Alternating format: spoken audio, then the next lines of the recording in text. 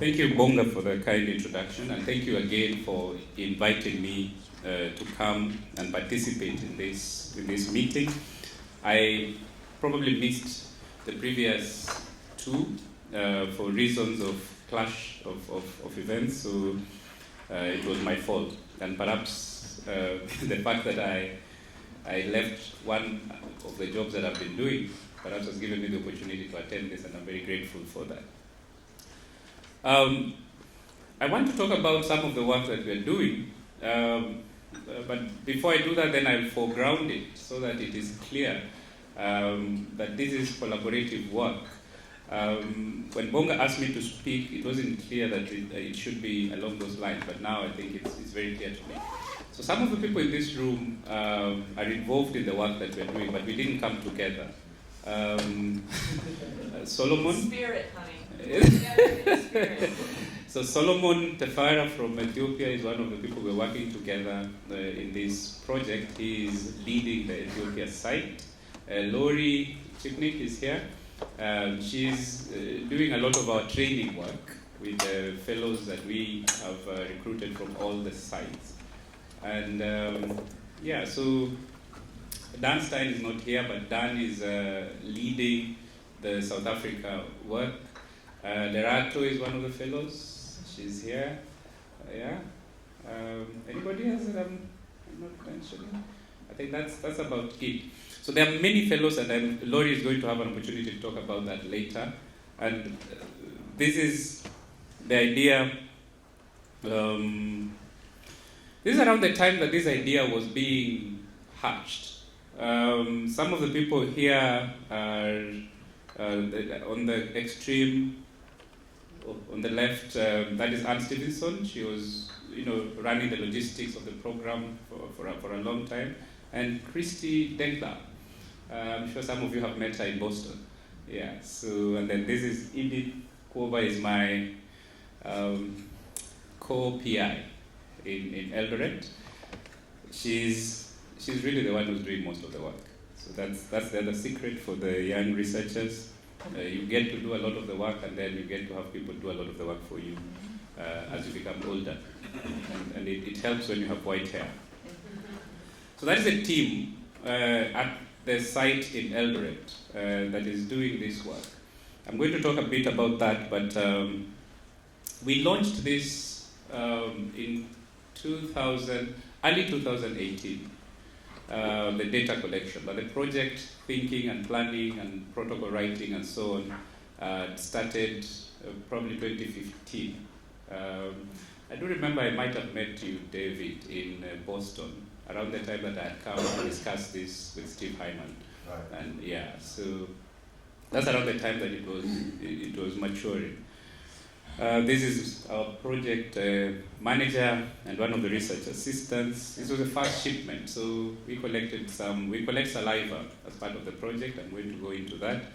And so we keep some of the samples, and the other half we ship to the Broad Institute for analysis, because we still do not have the capacity to do so. But we are hoping that at the end of the day, at the end of the project, we should be able to do this ourselves. This is the teaching hospital where my office is located, where I've been working for the past 12 years. And this is a center where the research offices are located in this building. It's called the Chandari Cancer and Chronic Diseases Center. So this study, when we thought about it in the beginning, the first thing we discussed in detail was the fact that a lot of the genetic data, neuropsychiatric genetic data, and I say this unapologetically, a lot of the neuropsychiatric genetic data was Caucasian. A lot of the samples, a lot of the consortia that had come together had collected these samples in Europe and North America among people who, in our view, were not representative of the world population. And so there's a skew in the genetic data. And if anything is designed or develops out of that data as it currently looks like, we are not sure that it will apply to everybody in the world. As a matter of fact, we are sure that it will probably not apply to most Africans. And so that thinking is what led to us coming together as African researchers from African academic medical centers to think about enriching that database so that whatever comes out of it then would be applicable to Africans as well. And so in Eldoret we have a long-standing research infrastructure. We developed this more than 20 years ago, and it's been developing. And so we have a lab with the capacity to extract DNA, store it. We have biostatistics core. We have people who were ready to take on this work. And we already were doing a lot of multidisciplinary collaborative work across more than 16 universities in the world. These are some of the, this is a report from 2018 looking at the growth in grants that we are managing in Eldoret since the late 90s up to last year. We are running about 100 million US dollars worth of grants. Most of it comes from the NIH and foundations such as the Broad Institute, Stanley Center. And this is, I hope it is clear there. Yeah, this is the complexion of the kinds of grants that we are running at my institution.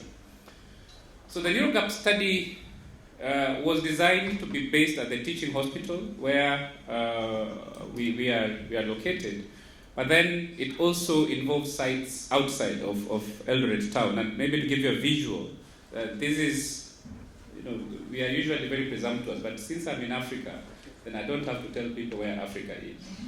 But usually, and I will tell you this, when I speak in the US, Lori, I know you're shaking your head, but this is true. I have to tell them where Africa is, and then I have to tell them where Kenya is in Africa, before I tell them where Eldoret is in Kenya.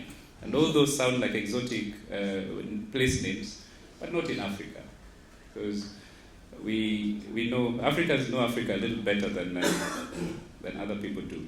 And so we are based in Western Kenya, and those red dots are satellite clinics where we provide services, and the white circles are outreach centers where we offer services every once in a while. We offer organized services. And in all these sites, you'll find the spread of some of the centers, some of the sites that we're going to be collecting data from.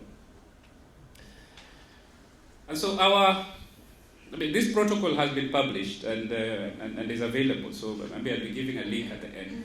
But at the end of the day, we designed it such that we have research assistants who do the consenting and recruitment, and they went through rigorous training, including videos and across sites, sharing best practices, processes including looking at the meanings of some of the items in the questionnaires and whether they apply to people in Africa, and so on. And at the end of the day, then we collect saliva samples, which we store in our own biobank, and then extract DNA from half of it and ship that to the Broad. And so we are recruiting cases and controls. For my site, the intention is to recruit 4,000, but for the entire project, the intention is to recruit 35,000. And as of last week, we had recruited 12,000 across all the sites, about 2,000 from Eldoret. And Solomon will be telling you maybe how many he has recruited from his side. But the progress is very good. We are about halfway done, and we are basically ahead of schedule. So we're getting cases and controls. We take them through the informed consent process, and then we assess capacity to consent.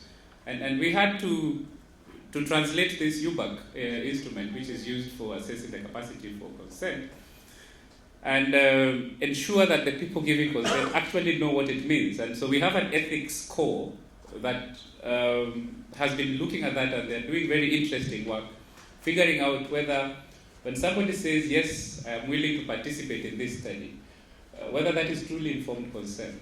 The assumption has been that if you read for them a long document explaining what you're going to do, how you're going to do their rights and so on, and at the end of it when they say, yes, I'm willing to participate, they actually mean they're willing to participate. Many times they're saying, you know what, you read all that stuff. I'll participate because it is you asking me. If somebody else had asked me, I might have thought about it a little more. But since you're the one asking, I'll participate anyway. And we don't want that. But in many cases, this is what is happening. And the ethics team is assessing that process with the intention of improving it and making sure that when we get consent for this kind of work, especially when we're collecting samples and data that is going to be used a long time into the future, that they're sure they know what they're giving consent for. But of course, we don't want to scare them and then make them say, okay, fine, I'm not going to participate. So we have to find a balance. And then after this, we collect a saliva sample, about 2 mils. And some of the questionnaires that we are using, we are getting demographic data. And for the cases, we're using some modules of the mini, really looking at the mood disorders and depression, psychosis, substance-related, and ruling out physical conditions from the mini, not the entire mini. And then the controls are going through the PSQ, basically because they have not been diagnosed with a psychiatric illness. The cases have a psychotic illness, the controls do not have a psychiatric illness. So the PSQ is some kind of quality control. You might be able to see whether the controls are actually controls. And we're also doing the Kessler K10. All of them are getting the life events checklist, the assist for substance use, and CD, which looks at physical conditions, the section looking at physical conditions. And then we are taking some measures as well, blood pressure, heart rate, height, weight, and so on, for our purposes. And then we look at their charts. For those who already have a diagnosis, we look at their charts to see what diagnosis they have and to see what kind of treatments they're receiving as well. And so this is just a summary of what they all go through as far as the study treatments are concerned. As I said, at our site we intend to recruit 4,000, half with psychotic, the other half being controls. Intention is 4 years. So from March 2018 to date, we have more than 1,900 participants, about half of them cases, half of controls, and these are some of the figures. 966 controls, 944 cases. We're trying to really match for age, sex, and ethnicity because of the kind of data that we're collecting. And the question of ethnicity was, we discussed this for a bit of time about the usefulness and the necessity of collecting this. But because of the genetic data that we're collecting, then it becomes necessary for us to do so. As you can see, we have tried to match cases and controls. The blue bars are controls, and the other bars, from a colorblind person like myself, don't ask me what color it is. It looks orange to me. Noelle might disagree. But so we have tried to really match the cases and controls as far as age is concerned, because that's something else that we promised to do, and for gender as well. So we're trying to get an approximately as equal as possible. The diagnosis, the major diagnosis we are getting are bipolar disorder and schizophrenia at all our sites, almost equal. This reflects our inpatient population structure. It reflects it pretty accurately.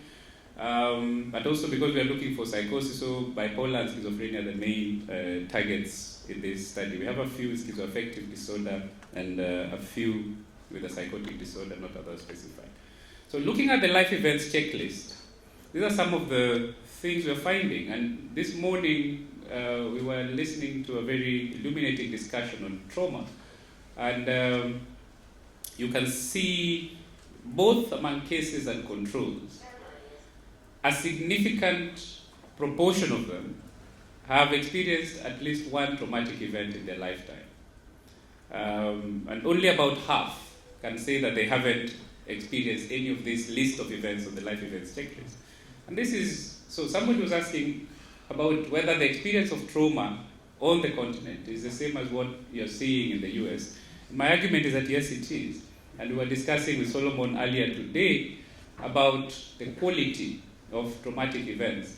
And my view has been that people are exposed to what we would call potentially traumatic events, because we cannot objectively determine that this event is traumatic to everyone.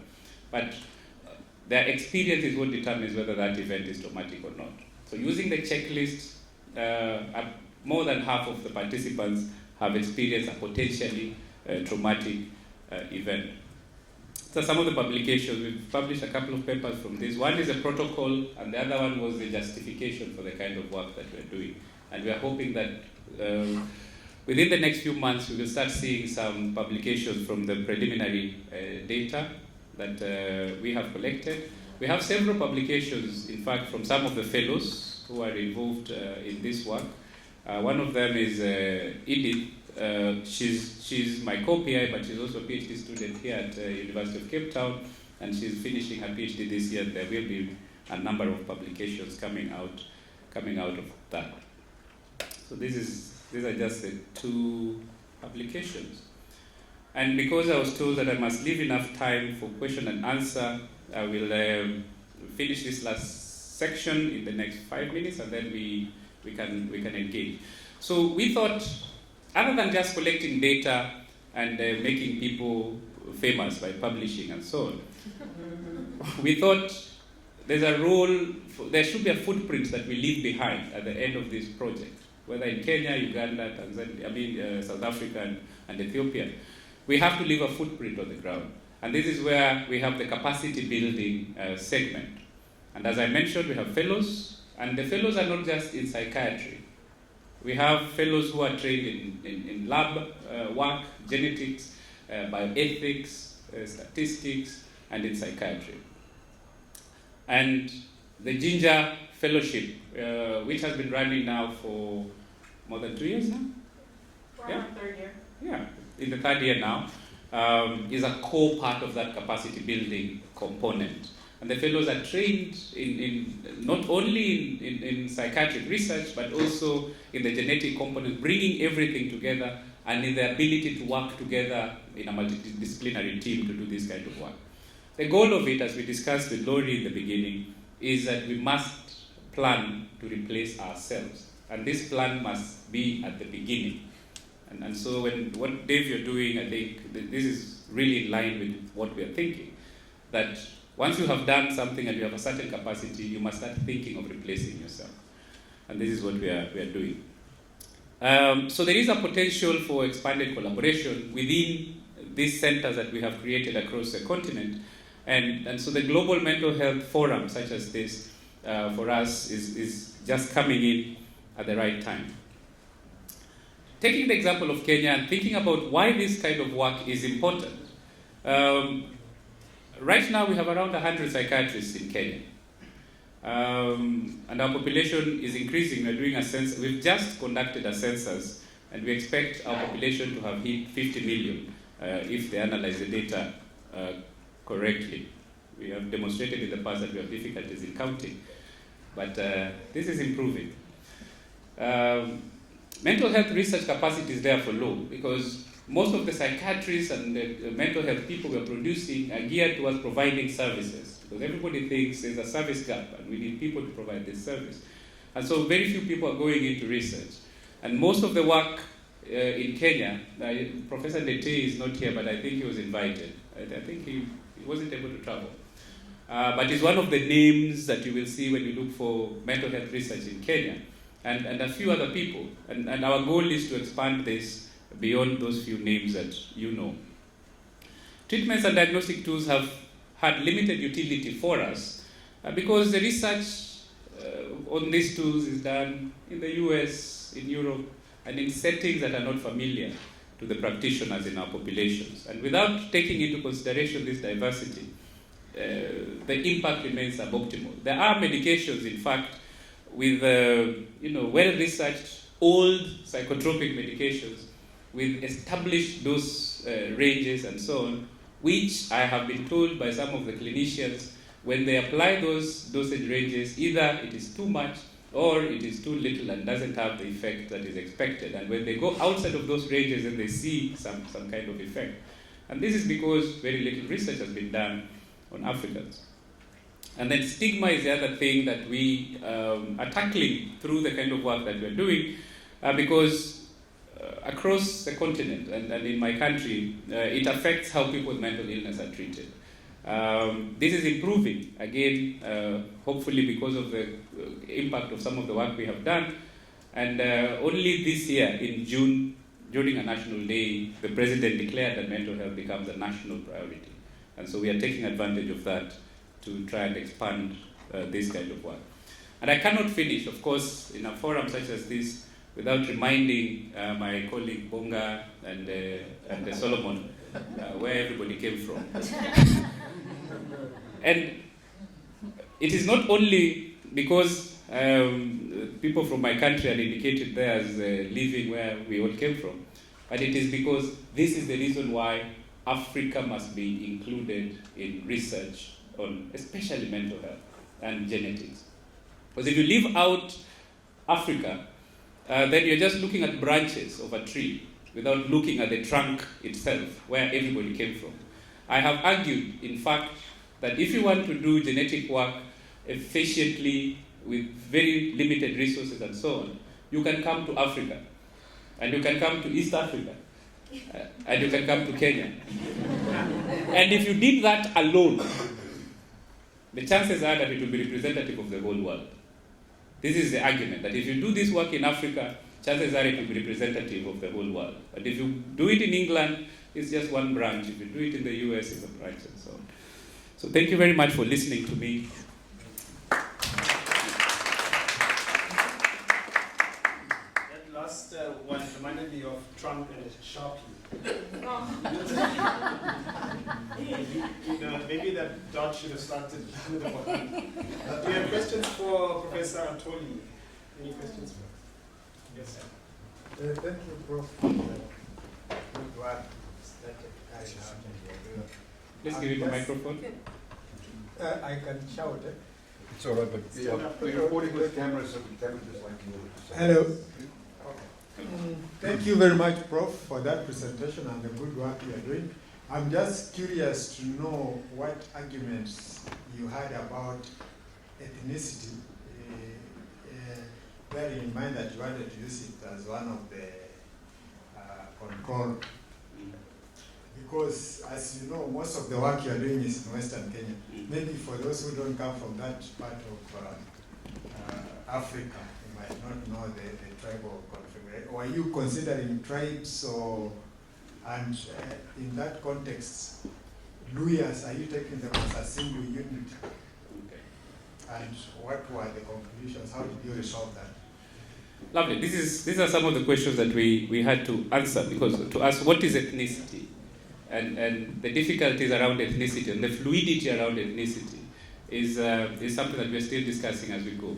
However, so our solution was not to make assumptions. Our solution was to ask them what they consider the ethnicity to be, and to try and record as much of that as possible. So we have a very long list of potential ethnicities in our questionnaires, and whatever somebody says is what we will indicate. But we went a step further and asked what their parents considered ethnicity was, and that is also recorded.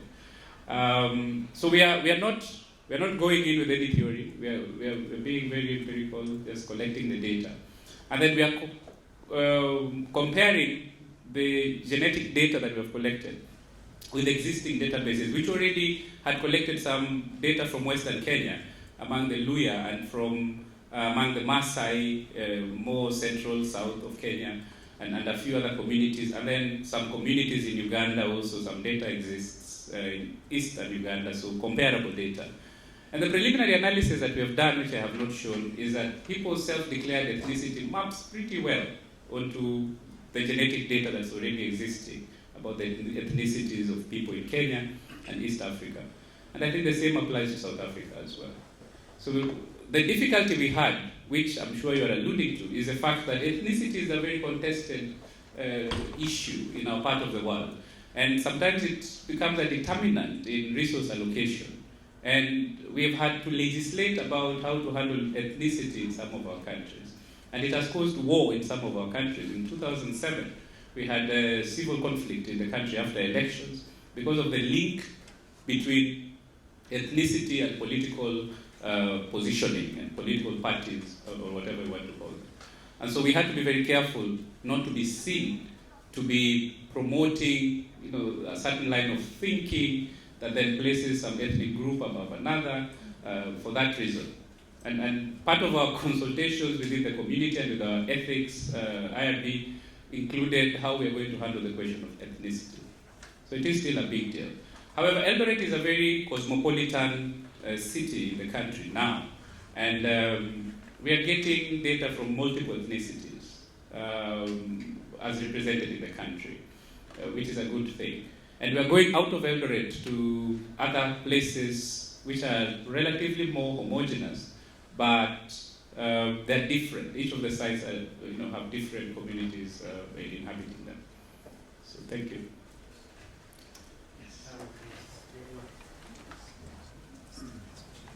Yeah, I don't want to continue the ethnicity conversation, but I'm just wondering, are you seeing anything biologically that could support any kind of difference based on ethnicity? We haven't done analysis that deep. Okay. Yeah, so.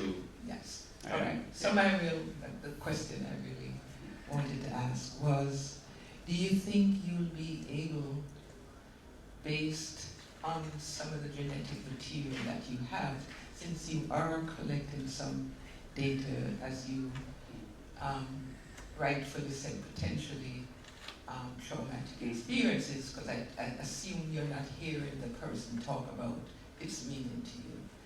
Do you think you will have data that might be able to help look at issues around resilience? Okay. I don't know how far your data is going. So. Thank you. So one of the things we have built into this project is the ability for young researchers to plug in and ask questions such as the ones you're asking. So I have one student who's looking more deeply at the potentially traumatic events and the factors associated with them. And we have permission from almost all the participants to recontact them. And they have given us their contacts and so on. So one of my students is looking at trauma and the factors associated with it, including whether there are certain factors that make people less likely to develop problems than others. So that is a possibility. And another student is looking at cardiovascular risk and exposure to trauma and whether you have psychosis or not and so on. So those are interesting questions that people are able to plug into and answer. Yeah. Okay, so thank you very much. Thank you.